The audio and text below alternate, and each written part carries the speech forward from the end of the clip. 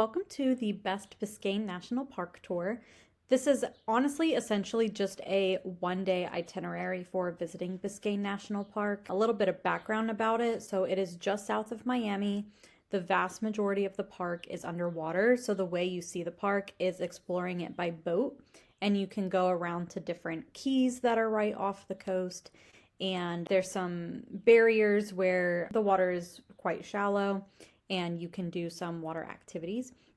So the Biscayne National Park Institute hosts a variety of guided eco adventures that have all kinds of different like tour lengths, tour activities, budgets, things like that. So if you want something that's just kind of more leisurely, you just kind of want to take a boat out and just kind of see the park, they have the Heritage of Biscayne cruise tour. So that would be a shorter visit, just kind of getting the gist of the area, getting to see it. But what we did is we wanted to do like a full day thing because we wanted to see as much of the park as possible. So we did the 6-hour, it's called the Sail, Paddle, and Snorkel tour. When we booked ours, though, the paddling, we did stand-up paddleboarding. When we booked it, it said we would choose between kayaking and paddleboarding, but then when we got there, they just said we were paddleboarding, which was fine with us. It was an activity I had never done before, wanted to try. It's in a safe area to do so. You're not paddling out in like open ocean. So it was a really fun experience. And the other thing too is that you're supposed to take like a sailboat out, but on the day we visited, there was like no wind whatsoever. So they were like, you can do the sailboat, we just won't be able to like see so much because we're not going to be able to get around. Or if we take a motorized boat out, we can go anywhere and everywhere. It was only us and one other group on there, and we were both just like, yep, let's take the other boat out. So there are some things that could change depending on weather. And then they do have other tours on their site with different combinations of activities. So like if you didn't want to do snorkeling, there's other tours that don't include it. Even if you don't want to do snorkeling, you don't have to. You can hang out on the boat during that time. You can sit on the back of the boat. There's all kinds of different ways to go about it. Some things to keep in mind for this. So like this full day tour, it goes out at 10 a.m. Some of the shorter ones will have like a morning one and an afternoon one. So it may not be an early morning for you. If you're staying in Miami though, it'll probably be a pretty early morning. We had to get up at 6 a.m. because we were checking out of the hotel. So we were like showering, loading our stuff, getting everything into the car. And then once you get to the park, there's no food there. And our tour set out time for a picnic lunch, but you have to bring your own lunch. And something we do a lot when we visit national parks that are like this, where you need to bring in your own food. In Florida in particular, I recommend going to Publix and getting a pub sub. I would stick to something that is, you know, a cold sub, and then just have a little lunch pack with some ice or like frozen water bottles to help keep it cold, since it might be maybe 4 hours or so until you'll get to eat it. And then I would also bring, again, like frozen bottled waters, because then they'll kind of melt throughout the day. But on the boat, they do have ice water. So if you wanted something else, like maybe a drink with electrolytes, or if, you know, you want a soda, anything like that, that's easily transportable.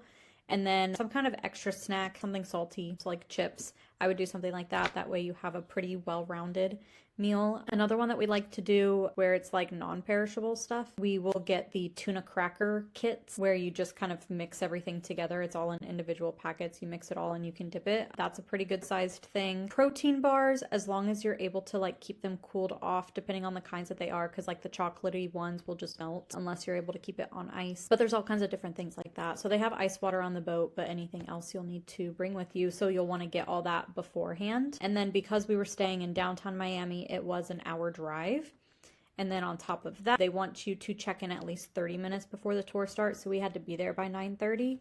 So we had to be leaving Miami by 8:30, you know, at Publix by 8 o'clock to get what we needed, loading the stuff in the car by 7:30. Like, so it was, you know, it's a whole thing for that. So I do recommend trying to stay closer if early mornings are just not really ideal. This other video that is in here is from this exact day of what we were doing. The reason we went, we were doing a 1-week road trip all around Florida. And so this is pictures and videos from that exact day. On that day, we did Biscayne National Park, and then we drove to Key West afterwards. So it has some of that too. I also have links. They're not affiliate links. I'm not sure that Biscayne Institute has them, but they're just links that go directly where you can look around at all the different tours that they have. So again, ours was a 6-hour excursion. It starts at 10 a.m. each day. You'll need to arrive at least 30 minutes early. Definitely use this time to apply sunscreen and bug spray before heading out on the boat. We had SPF 30 with us and we reapplied it numerous times, but I still had really bad second-degree burns on my hand. So I would probably opt for like SPF 50. Make sure you have hat, sunglasses, something to cover your shoulders, and just staying in the shade as much as possible, because 6 hours out there, especially when you're out snorkeling and you're out paddleboarding, you are going to be in direct sunlight. So when you're able to be in the shade on the boat, definitely take advantage of that. And staying hydrated, especially being hydrated the day before as well, is super important. Something else we also do when we travel is we like to get a souvenir Christmas ornament from everywhere that we go to. So you could take this extra time after checking in to go to the visitor center and get any souvenirs. So now for the specific tour itself, I mentioned here again, we didn't have wind, so we switched boats, which was not a problem. This is the type of boat we ended up having. There was only 4 of us on the trip plus the tour guide, so there was lots of space for everybody. Any stuff that you bring with you goes down underneath here, so it's completely out of the way, out of the sun, things like that. Our first stop for our excursion was snorkeling. For this tour, they do require, if you're going to go snorkeling, you have to have the fins. If you don't have your own, you can rent them there when you go on the tour. We did not go snorkeling during our trip, but you can sit off the back of the boat and put your feet in the water. And this was kind of what the area looked like that we were snorkeling in. So you can see how it's completely clear water. It's not very deep. So there's not really sharks. The only sharks that we saw was stand-up paddleboarding. They have ones that are like, this is 1 foot. So the longest might have been like 2 feet, and they're small little sharks and they are not really like a bother to people. So you don't have to worry about that, since these are kind of in like the barrier areas where they just don't, especially the larger ones just don't come into that spot. After snorkeling, we did lunch at Boca Chica Key. This is kind of what it looks like. It has a little lighthouse, and here's kind of like a farther off view from the boat. You can see all these other boats are docked there. They have picnic tables, they have bathrooms. There was a lot of bugs. I don't remember if they were specifically mosquitoes. I feel like there might have been bees, but I just remember like things flying around being a nuisance, whether they were flies, mosquitoes, bees, that were a little bit annoying. And this was in June, so different times of year may be different. Everyone was kind of spread out at different picnic tables, so you can go off. You don't have to go sit with the group, so you can just go enjoy your lunch, take a bathroom break, definitely reapply sunscreen, get hydrated, and all of that stuff. It's your last opportunity for a bathroom break before the end of the trip, so just something to keep in mind. After lunch is when we did the stand-up paddleboarding. They bring them onto the boat, so you do not have to have one. I don't have any photos and videos for when we were actually out paddleboarding, since I didn't want to like drop my phone in the water or lose it or anything like that. But this was the area that we did it in. So we kind of paddled in between all these different groves, and that's where we saw like the little baby sharks going through. There was like maybe 2 of them, and then you see all the different, there wasn't a lot of fish, but you could definitely see some in there. So it was just nice and quiet. No one else was really out there. You can sit and paddleboard. You don't have to stand. The water is very shallow here, so if you fall off, just stand up and get back onto the paddleboard. This was definitely my favorite part of it. Was fun just kind of paddling around. And they let like different people like take turns like leading the pathway if you wanted to. After the paddleboarding, you just go back to the visitor center. We got back right at 4 o'clock. We didn't really have any phone service at all during this excursion. It's been a few years, so I don't know if that has improved at all. We didn't really even have service at like the visitor center. When we were leaving, we couldn't even like access our GPS to like get to Key West. We just kind of assumed kind of where to drive, and we had to drive for about 20 minutes until we got service again, and then our phones were just like blowing up. Like my mom was like, she thought that we had died because she hadn't heard from me for 6 hours. And I'm like, it was 6 hours. We didn't have service. Like, you knew what we were doing today. And so it was a whole thing. So service may be spotty there still. So where to stay when you go to Biscayne. So we stayed at the Homewood Suites downtown Miami, and that's about an hour away. So I would actually choose the Hampton Inn in Homestead. There is one, I don't know if it's like a state or county road or something. It's a straight road that leaves in and out of Biscayne. And once you go about 7.5 miles down that road is this Hampton Inn, so it's kind of the closest you can be. It's right across the street from a Publix too, so it's easy to get your lunch and things for your excursion and any extra things that you might need, because you'll want to bring like, you know, beach towels with you to dry off with, a cover up, different stuff like that. So you can get everything at Publix that you'll need, and it'll only take you 15 minutes to get there. We always tend to stay at Hampton Inns when we travel because it is Hilton's lowest tier kind of hotels, but they're still like hotels and not motels.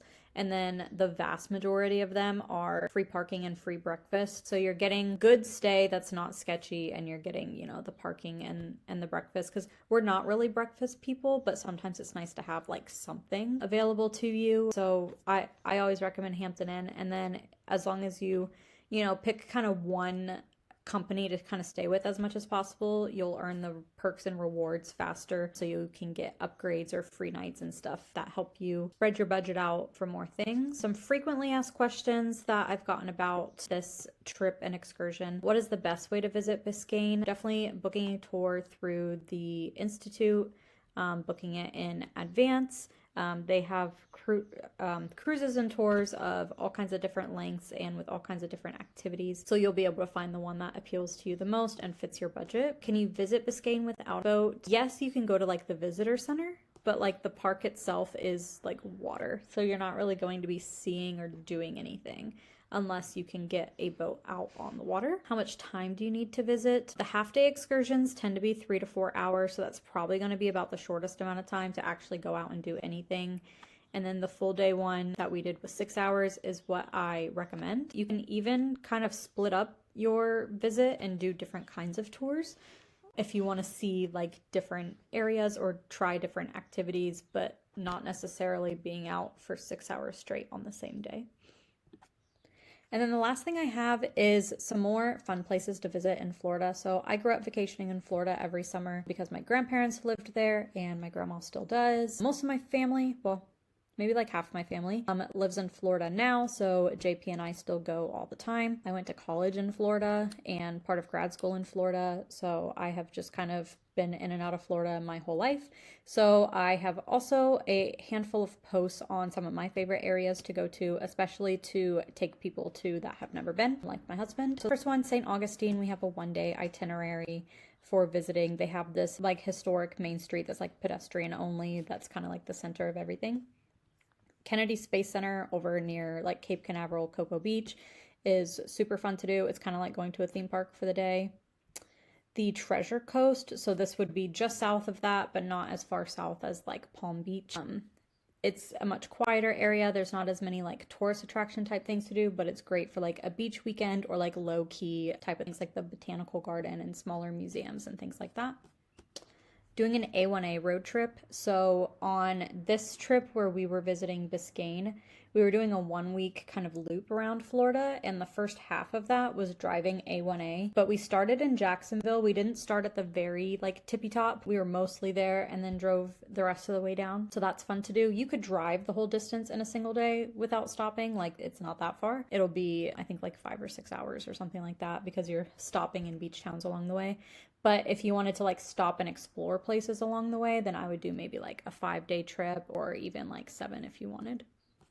Key West, we have a 1-day itinerary. For this one, I would plan at least like 2 days, maybe a third day if you're going to go out to the Dry Tortugas National Park, but you can definitely see a lot of the highlights in just like a single day. So if you like have a cruise that's stopping in Key West, these are all things that you could do like in that 1 day. And the Everglades, so literally just down the road from Biscayne National Park is Everglades National Park, and the best way to see that is also by boat, but instead this would be a little airboat tour, and this is really fun to do. My grandparents take everybody to this specific one. And then lastly, the 1 week road trip that I've talked about a couple times. This was the full route that we did, making a full loop starting and ending in Orlando. And I have that full itinerary listed here on the site. It incorporates every single individual thing that I just talked about up above. And then I do have a free guide that you can download for free things to do in Florida that are spread out all over the place to kind of help you plan your next Florida trip. You just put in your first name and your email, and it'll just send a little PDF download to your inbox. And that is everything I have for the Best Biscayne National Park tour.